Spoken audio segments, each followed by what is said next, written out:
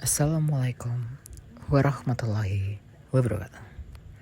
Selamat pagi anak-anak, kembali lagi bersama Bapak di materi pengelolaan keuangan sederhana, yakni pada KD yang baru teman-teman, yakni kas kecil ya. Jadi sebelum masuk ke materi, coba ingat dulu nih aktivitas sehari-hari di kantor, sekolah, ataupun usaha kecil. Sering ada pengeluaran kecil yang kelihatannya itu sepele ya, seperti beli alat tulis, bayar parkir, atau beli minum. Tapi masalahnya, kalau pengeluaran kecil ini tidak diatur dengan baik, lama-lama bisa bikin keuangan jadi tidak jelas. Dari sinilah kita akan belajar tentang kas kecil, yaitu cara sederhana tapi sangat penting untuk menjaga keuangan tetap rapi dan terkontrol. Jadi di materi ini nanti kita tidak hanya tahu pengertiannya aja ya, tapi juga memahami sistem, serta cara pencatatan sampai resiko yang bisa terjadi kalau kas kecil tidak dikelola dengan benar. Nah, pengertian dan peran kas kecil. Jadi kas kecil adalah dana yang sengaja disiapkan untuk membiayai pengeluaran operasional yang nilainya itu relatif kecil. Jadi pengeluaran ini itu biasanya bersifat rutin dan mendesak, sehingga tidak memungkinkan jika harus melalui prosedur kas besar yang panjang. Nah, dengan adanya kas kecil ini, kegiatan operasional diharapkan bisa tetap berjalan tanpa harus menunggu proses administrasi nih teman-teman. Kas kecil juga membantu menjaga stabilitas operasional, karena dana selalu siap digunakan kapan saja. Namun yang perlu diperhatikan itu adalah kas kecil tidak boleh digunakan untuk pembelian aset besar atau investasi jangka panjang. Jika digunakan di luar fungsinya, maka pengendalian keuangan akan menjadi lemah. Nah, yang selanjutnya ada fungsi dan contoh kas kecil. Salah satu fungsi utama kas kecil adalah mempermudah pengeluaran harian. Pengeluaran kecil yang sering terjadi bisa langsung dibayar tanpa harus mencairkan kas besar. Nah, kas kecil juga berfungsi sebagai pemisah antara kas utama dan pengeluaran kecil, sehingga pengawasan keuangan jadi lebih tertib nih teman-teman.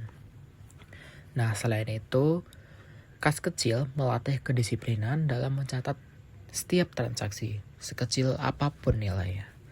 Contohnya, penggunaan kas kecil antara lain untuk membeli seperti alat tulis, membayar parkir kendaraan, biaya transportasi lokal, dan konsumsi ringan.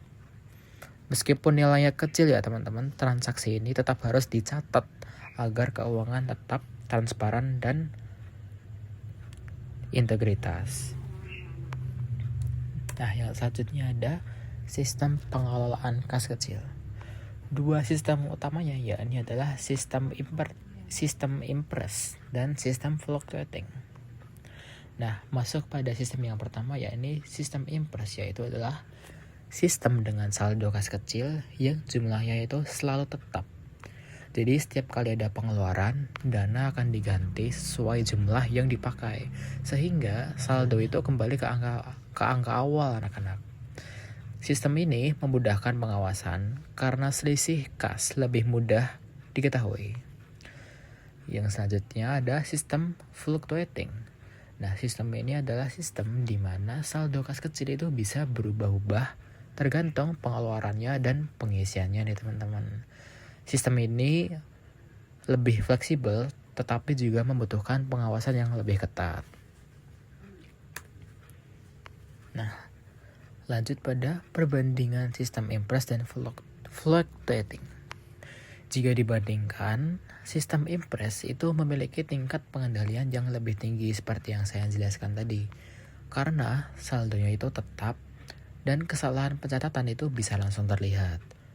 Sementara itu, jika sistem fluctuating memberikan keleluasan dalam penggunaan dana, tetapi risiko kesalahan juga lebih besar.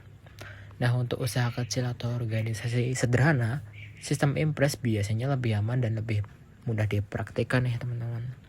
Itulah sebabnya sistem ini sering direkomendasikan. Next, yakni pada dokumen dan alur kas kecil nih teman-teman. Nah, agar kas kecil berjalan dengan baik, diperlukan dokumen-dokumen pendukung. Nah, dokumen-dokumen ini berfungsi sebagai bukti bahwa pengeluaran itu benar-benar terjadi. Nah, beberapa dokumen penting antara lain adalah bukti kas keluar, nota atau kwitansi, dan voucher kas kecil. Alur pengelolaan kas kecil juga dimulai dari permintaan dana, kemudian persetujuan, selanjutnya ada pengeluaran, dan pencatatan, dan yang terakhir pengisian kembali.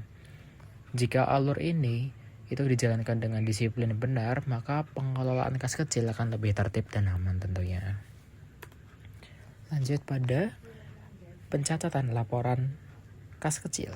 Nah, pencatatan kas kecil harus dilakukan secara lengkap dan jelas nih. Karena informasi yang dicatat itu meliputi tanggal transaksi, keterangan pengeluaran, jumlah uang, bukti transaksi, dan saldo akhir, yang mana setiap indikator tersebut sama-sama penting ya. Karena pencatatan ini nantinya digunakan sebagai dasar laporan pengisian kembali kas kecil. Jadi semakin rapi pencatatannya, semakin mudah juga proses dan pengawasan keuangannya. Nah, jika resiko jika tidak tertib, itu adalah jika kas kecil tidak dikelola dengan baik, akan muncul berbagai resiko nih teman-teman. Ada 3 resiko ya nih. Resiko lainnya adalah bukti transaksi hilang. Nah, nanti sehingga sulit untuk melakukan pengecekan.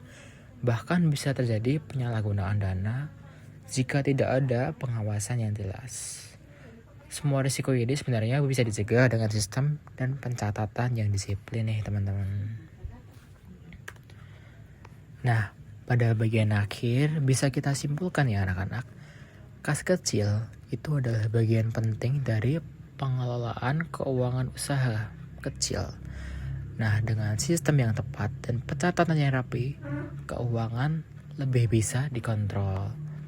Disiplin dan kejujuran menjadi kunci utama dalam pengelolaan kas kecil. Jika kas kecil dikelola dengan baik, maka operasional usaha juga akan berjalan lebih lancar dan sehat. Nah, sekian dari pembelajaran kali ini anak-anak. Semoga dapat dipahami dengan baik, dan jika ada yang ingin ditanyakan, bisa japri Bapak ya. Sekian dari Bapak. Wassalamualaikum warahmatullahi wabarakatuh.